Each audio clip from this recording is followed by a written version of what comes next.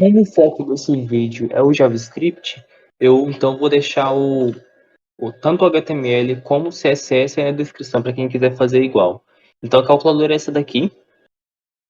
No geral, a ideia é que cada botão aqui, ao clicar sobre ele, vai fazer alguma funcionalidade relacionada à tela da calculadora. Por exemplo, o 4 tem que aparecer o 4, o sinal de multiplicação tem que aparecer o sinal de multiplicação. Eu poderia então colocar um clique em cada um dos elementos do teclado, em cada um dos table datas que representam os botões, mas como eu sei que todos eles vão fazer alguma coisa e todos eles vão fazer mesmo uma coisa relacionada à minha tela, que é esse input, eu posso então de forma genérica, ao invés de adicionar um clique por um clique em cada um dos botões, eu posso simplesmente com o JavaScript já todos os botões e adicionar neles a funcionalidade genérica em que eles vão executar.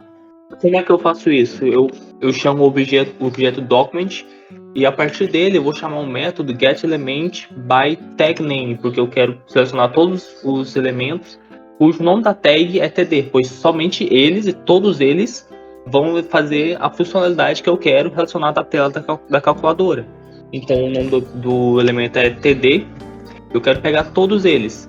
Esse método, então, ele retorna um HTML collection, como dá para ver aqui, com todos esses elementos. E o que eu quero fazer com ele depois? Eu quero para cada um deles, ou seja, para cada um deles eu quero adicionar um evento de clique. Então eu vou transformar esse collection em um array, usando o array from. E agora que esse collection de elementos virou um array, eu posso encadear nele o for each. O for each, então, ele espera um callback, uma função que vai executar para cada um dos elementos do meu array. Nesse caso, como eu quero para cada td, eu quero adicionar nele um evento, então eu vou pegar o td e adicionar nele um event listener com o nome click. E o que esse clique vai fazer? Esse clique ele é variável, pois se eu clico no 7, ele vai inserir o 7 na tela da calculadora. Mas se eu clico no C de clean, ele vai apagar todo o conteúdo da calculadora. Mas tudo isso, de modo geral, está relacionado com a tela. Então eu posso criar, logo aqui abaixo, uma função mais genérica chamada digitar, por exemplo, que vai receber uma arrow function, e esse digitar ele vai ser a função genérica que vai manipular a tela da calculadora. E como que eu vou saber o que esse digitar vai fazer? Como que eu vou diferenciar quando um botão é pressionado do outro? A partir, por exemplo, eu poderia usar o próprio conteúdo dos botões para diferenciar um do outro. Pois a diferença do C para o 7 é que o 7 ele insere um 7 na tela, enquanto que o C ele limpa. Então eu poderia fazer vários ifs aqui para determinar qual é o botão que está sendo pressionado para que então execute uma função diferente. Mas antes de fazer esse condicional para eu definir qual botão está sendo pressionado, eu primeiro preciso receber algum parâmetro nessa função para que eu saiba qual botão está sendo pressionado. E como eu vou fazer isso a partir do conteúdo dos botões, então eu vou colocar aqui nesse event listener aqui, quando ele chamar a função digitar, ele vai passar por parâmetro para ela o texto que está contido dentro do meu TD. Então eu vou invocar a função digitar quando o clique for acionado sobre esse elemento, e por parâmetro dessa função, o inner text, ou seja, o texto interior ao meu elemento, ele vai ser passado para essa função aqui. Então aqui eu vou nomear esse argumento de nome botão, e a partir desse nome botão aqui, eu vou definir qual elemento está sendo pressionado. Eu poderia então fazer isso com ifs, fazer um if para cada botão, ou pelo menos para as diferentes categorias de botões, mas eu tenho a forma mais eficiente de fazer isso, que é usando um objeto. Eu posso declarar então um objeto genérico, um objeto literal, chamado de operação. Esse objeto ele vai ter métodos, ele vai ser como se fosse uma biblioteca de métodos, uma biblioteca de funções diferentes, e cada um desses métodos, cada uma dessas funções vai estar atrelada a um dos botões que vai ser pressionado. Então, se eu pressionar o botão com o nome C maiúsculo, esse objeto tem que ter um método com o mesmo nome, para que ele então execute a função respectiva a esse botão, que no caso seria limpar a tela. Então, ao invés de eu fazer um if e verificar para cada nome possível do botão eu executar uma funcionalidade diferente, eu posso direto já fazer um objeto contendo as funções diferentes para cada botão, e o nome dessas funções vai ser o nome do botão. Então, ao invés de eu fazer um if verificando qualquer qual, eu posso simplesmente aqui embaixo, por exemplo, se o nome do botão pressionado for de fato o C, aqui embaixo o que aconteceria é que quando esse nome botão recebesse o parâmetro C, que é o nome do botão, o objeto operação, ele então executaria o método C, que limparia a tela da calculadora. Então aqui, adicionando todos os métodos dos botões da calculadora, ficaria algo como o C de limpar, o menor que seria a representação do backspace da calculadora para apagar o último caractere, também vai receber uma função. Você pode fazer tanto por error function, como estou fazendo aqui, ou por função anônima também, dá na mesma, né? Aí aqui, para eu poupar a linha, como são apenas esses 3 caracteres aqui, que são os caracteres especiais, digamos assim, que vão fazer funcionalidades mais específicas, como o primeiro ele vai limpar toda a tela, o segundo ele vai apagar o último caractere, e o igual ele vai calcular a operação. Como só esses são operações mais específicas, tenho necessidade de colocar nesse objeto somente esses, pois o restante, todos os outros caracteres, eles vão fazer exatamente a mesma coisa. O 4 e o 5, eles vão fazer a mesma coisa, que é inserir o número do botão pressionado na tela. Se eu pressiono o botão 6, ele vai inserir na tela 6. Se eu pressiono o botão barra, ele vai inserir na tela barra. Já não é a mesma coisa para o igual, pois o igual ele não vai inserir o igual na tela, mas ele vai calcular a operação. Então, eu só vou adicionar nesse objeto aqui essas funcionalidades que são mais específicas, que não são só inserir algo na tela. Pois para essas que são mais simples, que são de fato inserir um caractere na tela, eu posso aí sim fazer um if. Então, quando eu receber o nome do botão pressionado aqui por parâmetro nessa função, eu vou então ver se o nome desse botão está contido entre os métodos desse objeto. E como é que eu faço isso? Eu faço um if para verificar se esse objeto, dentre os métodos dele, ele tem um método com esse nome. Como é que eu verifico isso? Quando eu quero executar de forma genérica um método de um objeto, no qual o nome do método está contido numa variável, eu não posso usar o ponto. Eu não posso usar o ponto nome botão, porque ele está entendendo que eu estou invocando um método dentro desse objeto, cujo nome do método é nome botão. Então, mas eu não quero que invocar o método de nome botão. Eu quero que o nome do método é o que está contido dentro da variável nome botão. Então, para que o JavaScript entenda o que eu estou tentando fazer, ao invés de usar a nomenclatura do ponto, eu vou usar a nomenclatura do array. Porque aí sim, se esse nome botão receber o parâmetro C, quando eu uso o colchete, ele está entendendo de fato a mesma coisa que eu fizesse operação C. Aí aqui de fato ele não mostrou nenhum erro, pois existe o método com o nome C. Então, de forma geral, eu posso tanto usar a nomenclatura do ponto quanto a nomenclatura do colchete.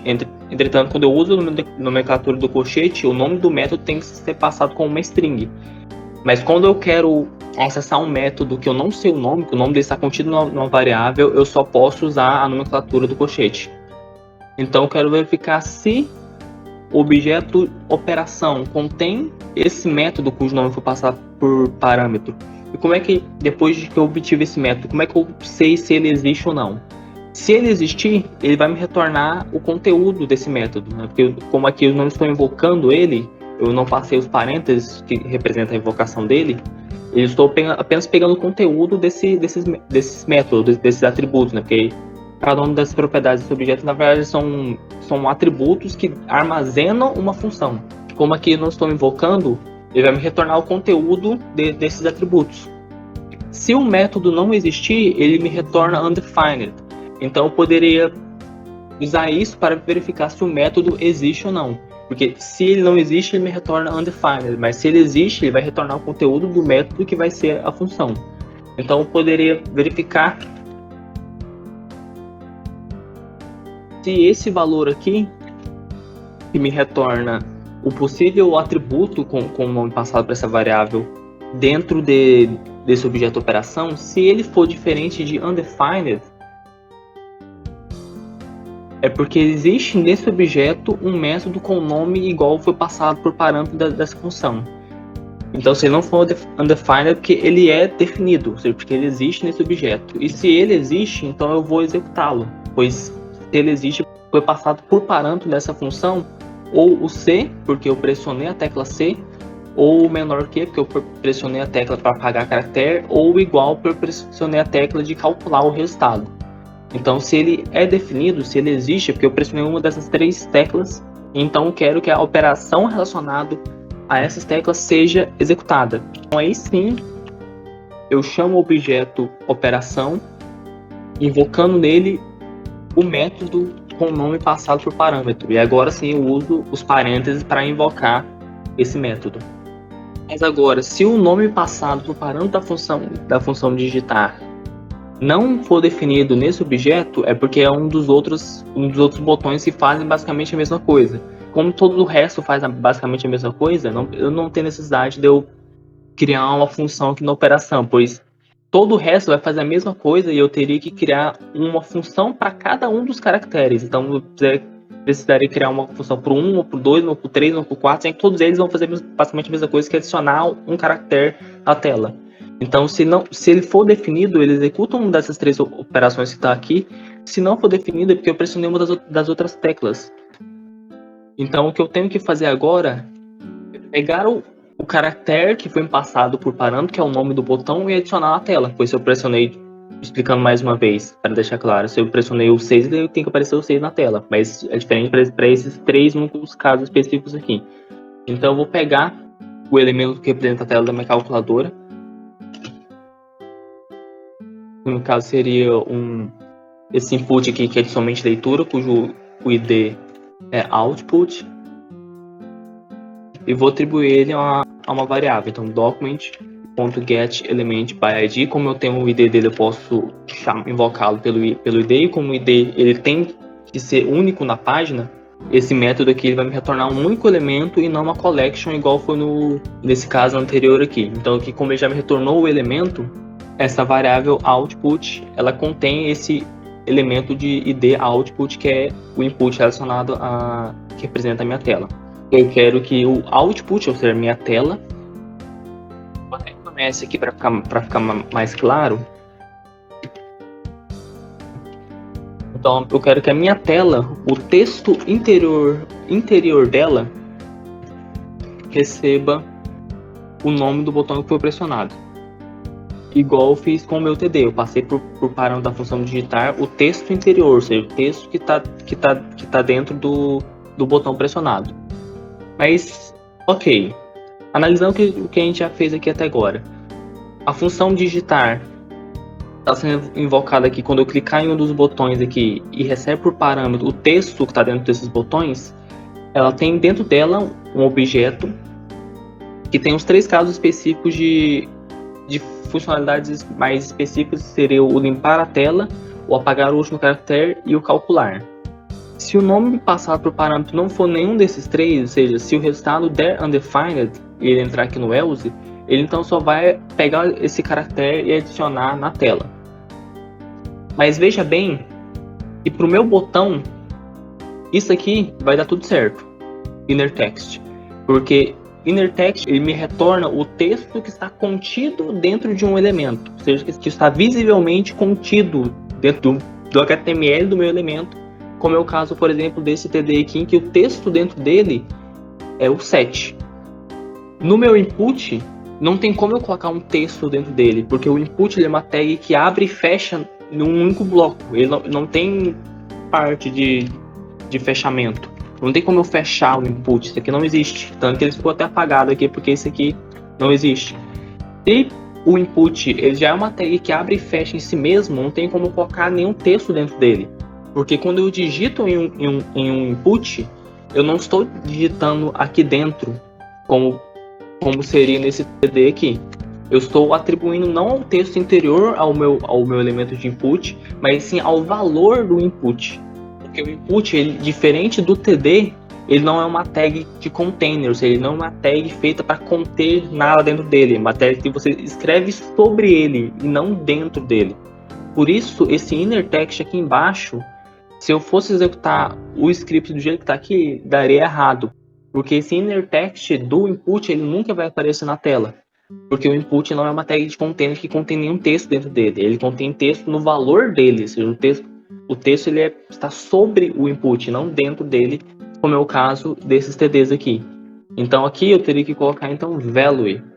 Eu quero atribuir ao valor do input o nome do caractere que eu digitar, e não no texto interior a ele, pois input não é uma tag de container para conter nada, nenhum texto dentro dele. Agora que eu já fiz a regra geral, eu posso definir o que essas funções exclusivas aqui vão fazer, que é o limpar a tela. Esse aqui, no caso, ele vai pegar e vai limpar o conteúdo dela.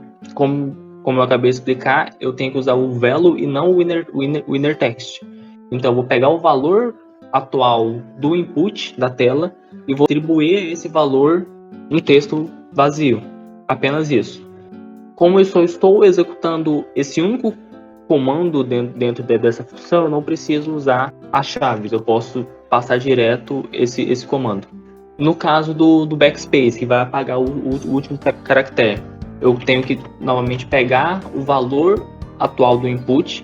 Eu preciso pegar apenas um pedaço atual do input e atribuir ele novamente. Como assim? Se eu digitar, por exemplo, 1, 2, 3, 4 na minha tela, eu tenho que, quando eu digitar o backspace, eu tenho que pegar esse conteúdo, apagar dele o último caractere, remover o último caractere, ou em outras palavras, pegar apenas os primeiros 3 e atribuir ao conteúdo atual dele. Se eu faço 4, 5, 6, 7, eu tenho que pegar os primeiros 6 e atribuir ao conteúdo dele. Então sempre eu tenho que pegar a quantidade de caracteres que já tem, menos 1, e atribuir a tela. Se eu escrever 20 caracteres, eu tenho que pegar os 19 primeiros e reatribuir a tela. Eu tenho uma função de string que faz exatamente isso, que pega apenas um pedaço da string, retorna apenas um pedaço da string. Então, como o value ele representa uma string, eu posso encadear esse método no value. E o nome do método é substring.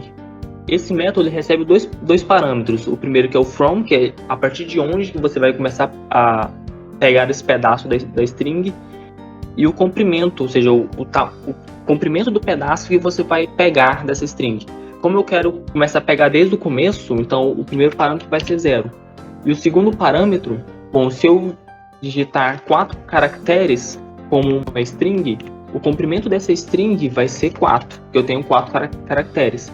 Como eu só quero pegar os 3 primeiros, então o comprimento dessa substring tem que ser o comprimento que eu já tenho aqui, menos 1. Então, o comprimento do valor que já está aqui, menos 1. Então, a partir do 0, eu vou pegar todos os caracteres que já estão lá, menos o último. E vou, depois de pegar esse pedaço da string, eu vou reatribuir esse valor ao value. Para o igual, eu tenho uma função no JavaScript chamada eval, que ela, de certa forma, interpreta um determinado conteúdo de JavaScript e me retorna o resultado dela. O eval ele é uma abreviação da palavra em inglês que significa avaliar. Então, de fato, ele recebe uma string, como por exemplo 2 mais 2, e me retorna o conteúdo dela, que seria 4. Como dá para ver aqui, diferente de eu fazer isso aqui, o texto aqui dentro está colorido, igual esses números aqui, porque o IDE já está mostrando que ele vai interpretar essa string de números como um número de fato, diferente dessa string aqui que está apagada. Então eu vou pegar o conteúdo que está na tela, a string que está na tela, interpretar aquilo como um código JavaScript, e quando isso acontecer, ele já vai executar todas as operações matemáticas que estiverem lá, contando que estejam usando a nomenclatura da linguagem JavaScript. E depois de ter calculado o resultado, eu vou atribuir isso à tela. Mas o que para a calculadora funcionar já está pronto. Agora é só a gente testar lá, ver se já está ok. Se a gente for agora começar a fazer as operações na calculadora, escrever aqui, por exemplo, 1, 2, 3, 4. Quando eu aperto 1, depois eu aperto 2, ele não digita 12. Ele apenas pega o último resultado e coloca na tela. Ou seja, ele não está adicionando na frente. Isso acontece porque aqui nesse else, que representa os casos para quando eu pressiono os outros botões, que não são esses que estão no objeto, quando o código entra dentro desse else e ele vai atribuir ao valor do input o nome do botão, o caractere específico que eu quero adicionar na calculadora, ele não está adicionando na frente, ele está atribuindo, ou seja, estou pegando o valor do input e atribuindo a ele, modificando o valor atual dele para que ele seja apenas o conteúdo dessa variável aqui. Mas o que eu quero, na verdade, é adicionar na frente. Eu quero que quando eu pressiono a tecla, o valor da tela não seja reatribuído, mas seja apenas incrementado de acordo com o botão que eu pressionar. Então o que eu quero fazer é que o valor do input seja o valor que já está contido nele, mais o valor do botão que eu pressionar. E eu posso resumir essa operação aqui para simplesmente colocar mais igual. E só com isso o JavaScript já entende que você está atribuindo a esta variável aqui o conteúdo que já está nela, mais o que está depois do igual, que é o nome do botão. Agora sim, se a gente for lá na tela do browser, a gente vai ver que vai estar funcionando. Então agora, se eu digitar 1, o 2, ele escreve na frente, a gente vê que de fato está funcionando. Então, se eu fizer, por exemplo, 123 vezes 3, ele me retorna 4, é porque aqui eu esqueci de apagar o texto que eu estava testando. Então aqui ele tem que calcular não 2 mais 2, mas o conteúdo que está na tela. Agora sim é para funcionar. Se agora eu faço 123 vezes 3, ele me retorna o resultado real. Então, se eu subtraio disso menos 100, ele tem que somar 100 o resultado. E foi o que de fato aconteceu. Mas agora, só para a gente finalizar de fato, para a calculadora ficar perfeita, vamos só dar uma animada nisso aqui, porque tem o hover aqui que deixa a tecla mais branquinha, mas ainda tá muito sem graça aqui o visual dessa calculadora. Eu quero, para ficar de fato bem chamativa, bem bonita, eu quero que quando eu pressionar cada um desses botões aqui, a tecla encolha, simbolizando que eu de fato estou pressionando o botão. E além disso, eu quero que a cor do fundo do botão ela mude. Eu quero que ela fique azul, mas para alguns, como por exemplo igual, eu quero que ela fique verde. Então vamos lá no JavaScript fazer isso. Então aqui nesse array anônimo, além de adicionar a cada um dos elementos o evento click, eu também quero adicionar o evento mouse down. Então quando eu descer a tecla, o clique do mouse, ele tem que encolher o botão e mudar a cor do fundo dele. E quando eu subir novamente com o clique do botão, ou sair com o mouse de cima do botão, mouse leave, ele vai desativar o que no mouse down foi executado. Por que eu coloquei esse mouse leave? Porque o mouse up, esse evento ele só é disparado quando em cima daquele elemento subo a tecla do clique. Se eu clicar sobre o botão, tirar o mouse e depois levantar a tecla, ele não vai chamar esse evento, ou seja, ele não vai desativar a formatação que eu coloquei. Então por isso eu coloquei mouse up e mouse leave. Porque se eu subir a tecla sobre o botão ou tirar o mouse de cima, ele vai executar o que eu quero que execute. Então vamos chamar aqui de, por exemplo, de ativar, desativar. O nome das funções que vão ser chamadas desses eventos. Para ativar, eu quero que, no geral, as teclas, quando serem pressionadas, além de encolher, o fundo delas mude. sendo no geral azul, mas para algumas teclas específicas eu quero que a cor fique verde ou vermelho ou amarelo. Então eu vou fazer basicamente a mesma coisa que eu já fiz aqui. Eu tenho um caso geral, que no caso aqui é adicionar o texto à tela, e para alguns teclas específicos eu quero que ele execute alguns comandos específicos. Então só que logo abaixo, atribuir a função ativar uma nova função, uma nova arrow function, eu também vou criar aqui dentro um novo objeto que vai fazer esse condicionamento para mim. Então eu vou chamar de cor do botão esse novo objeto. O parâmetro dessa função, como eu quero mudar as configurações de estilo de cada botão que é pressionado, eu então vou passar diretamente o próprio botão ao invés de só o texto que está contido nele. Eu preciso do elemento inteiro para poder modificá-lo, não só do texto dele. Então aqui dentro da função ativar, eu vou passar para o parâmetro todo o elemento que alterou. Aqui embaixo então eu vou receber esse botão.